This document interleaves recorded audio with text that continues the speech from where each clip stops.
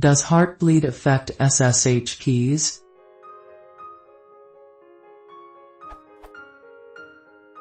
Does the recent Heartbleed bug affect the SSH keys I've generated and used to push/pull code with GitHub, Heroku, and other similar sites?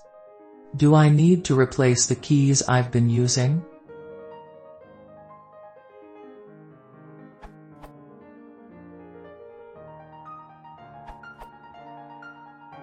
No, Heartbleed doesn't really affect SSH keys, so you probably don't need to replace the SSH keys you've been using. First, SSL and SSH are two different security protocols for two different uses. Likewise, openssl and openssl are also two completely different software packages, despite the similarities in their names. Second, the Heartbleed exploit causes the vulnerable openssl TLS/DTLS peer to return a random 64 kilobits of memory, but it's almost certainly limited to memory accessible to the openssl using process. If that openssl using process doesn't have access to your SSH private key, then it can't leak it via Heartbleed.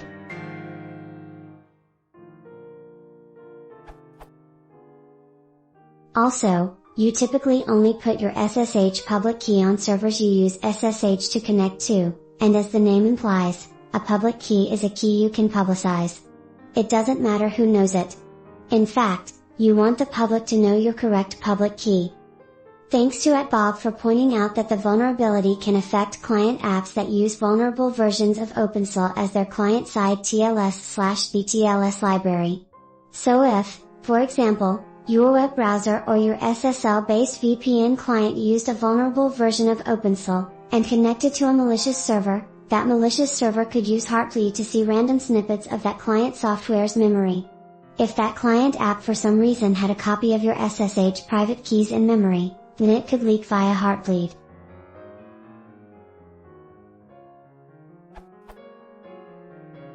Off the top of my head, I'm not thinking of any software besides SSH that could have a copy of your unencrypted SSH private key in memory.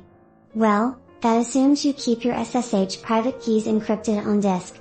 If you don't keep your SSH private keys encrypted on disk, then I suppose you could have used some openssl TLS using file transfer or backup program to copy or backup your home directory over the network, including your ~/.sh/id_RSA,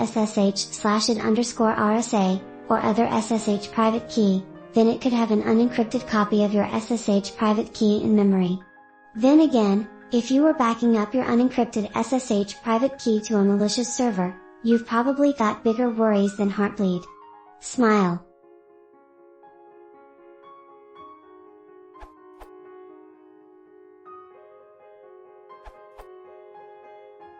Second, the Heartbleed exploit causes the vulnerable openssl TLS/DTLS peer to return a random 64 kilobits of memory, but it's almost certainly limited to memory accessible to that openssl using process.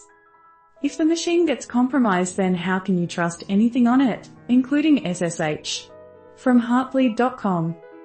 What leaks in practice? We have tested some of our own services from attackers' perspective. We attacked ourselves from outside, without leaving a trace. Without using any privileged information or credentials, we were able to steal from ourselves the secret keys used for our X.509 certificates, usernames and passwords, instant messages, emails and business critical documents and communication.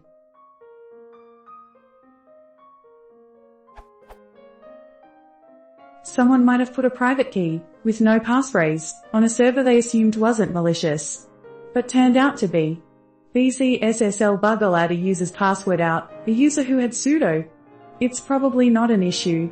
But people do crazy stuff sometimes. This URL.